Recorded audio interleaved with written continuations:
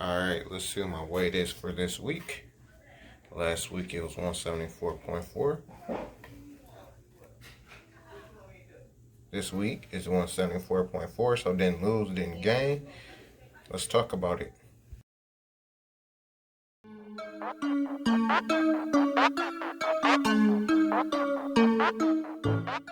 What's up, YouTube? Welcome back to my channel. This is Denell Trains, where we talk all things health and fitness. And today is Saturday, so that means that it is a check-in day. So every Saturday, I'm checking in with you guys, letting you know how I progress with my weight and my circumference measurements. And pretty soon, we'll be discussing more about my actual fitness goals. So let's just report in. Let's get into the juicy news. So last week, when I weighed in, I was down to 174.4. I started at 181 at the top of the year. And then last week, I was down a little bit less than a full pound. So this week, unfortunately, I do not have great news in terms of my weight. I am still at 174.4 pounds. So I did not lose any weight over the last week. But I do want to throw this out there. I actually think that I am lighter, but yesterday I did overeat. So what I'm gonna do is I'm gonna weigh in tomorrow morning just to see what it's looking like, assuming I don't do anything crazy today, which I'm not planning to do. So hold me accountable to that. All right. Now I did not lose any weight, but I can report that I did lose inches. So this really illustrates the importance of measuring in more than one way. So I have my actual weight that I measure, which is pretty easy, but then I'm also doing circumference measurements. And I'll just give you the most important ones that I look at. So around my shoulders, I was at 48 inches around the shoulder. Last week, I'm still at 48 inches. I'm looking to get bigger there because I want to have that V taper. In my chest, last week I was 40 inches. This week I am 39 and a quarter. So that's fluctuating because I started out at 39. So that's fluctuating right now. But as I get fitter, as I do more volume and more weight with my training, then my chest will get bigger, obviously. All right, and my waist. This is the big one, the most important one to me right now, my waistline. So I started at 37 the first week that I did this, and then 36 and a half last week, and this week I'm down to 36 inches. So down a half an inch in my waist, a full inch since I started measuring and doing these videos for you. So that is exciting.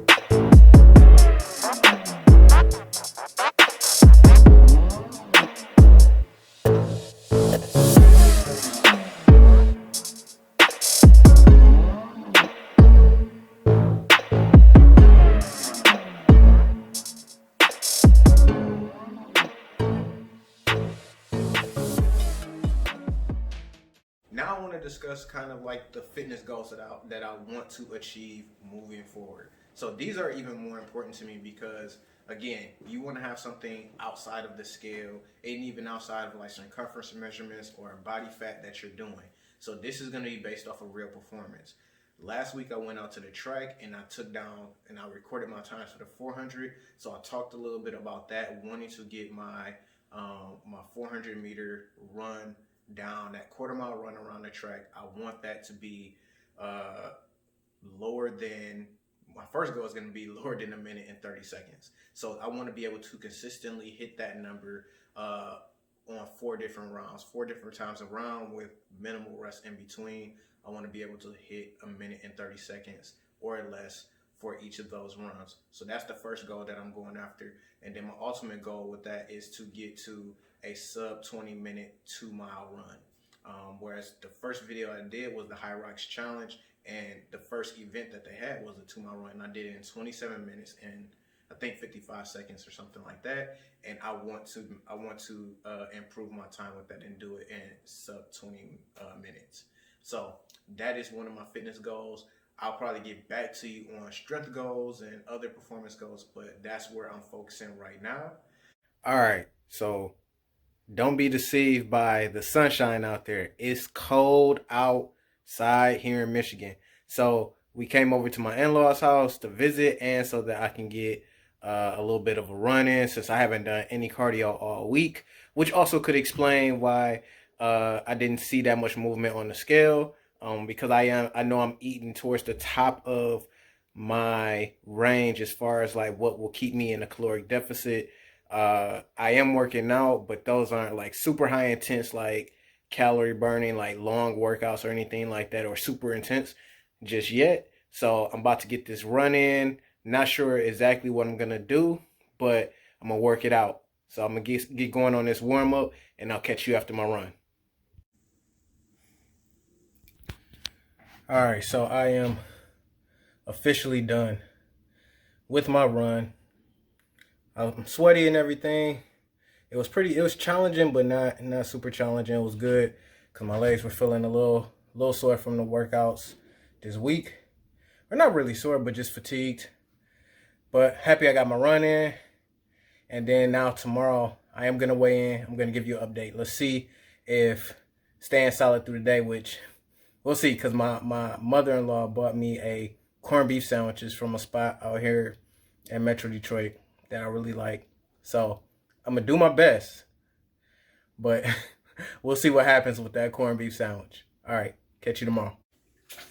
All right, so I said I will weigh myself. So again, today, this is Sunday, to see where I'm at, see if it makes a difference because of the meal I had Friday night.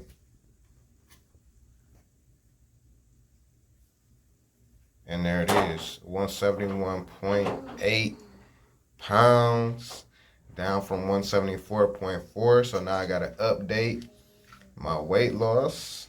This is great news. All right, so I just want to give you a quick snapshot of what I did this week. So you can see starting from March 1st till now, I have been under calories pretty much except for Friday, which we've talked about as far as what I ate. So let me show you kind of like the day to day of how I've been doing. You see, starting March 1st, 1761, so under that 1800. The following day, March 2nd, 1847, so 47 calories over, but still I consider a good day. Then you see March 4th, which was Thursday, I came in way under at 1671.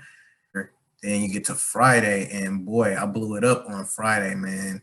I started out the day good, and then this chicken fettuccine, this right here, 247 grams of it, just 947 calories just for that meal. And you look at the carbs, 82 grams of carbs, 51 grams of fat. That's like almost all of my fat content. You look at it, okay, on a day I got 100 grams of fat. Well, this chicken fettuccine was half of that. Then yesterday, weighed in 174.4. Ended up having that corned beef sandwich did not last within an hour of my run, and I ate that. And you see that alone was about 700 something calories. But I still stayed within 100 calories of my goal, so I wasn't. I'm not really happy with it, but hey, that I really enjoyed that corned beef sandwich. So yeah, that's what I did for the week. All right, so there it is, my reweigh in from yesterday's check-in, coming in at 171.8, which puts me down about 10 pounds overall since the first of 2021, and 2.6 pounds down from last week's weigh-in. So I knew that I would be able to illustrate to you guys the major difference between yesterday's weight, which I came in at exactly the same as it was my previous week's weigh-in, which was 174.4, and I knew that had to be because of the meal for dinner that I ate the previous day. That was very high in carbs, very high in fat, very high in sodium.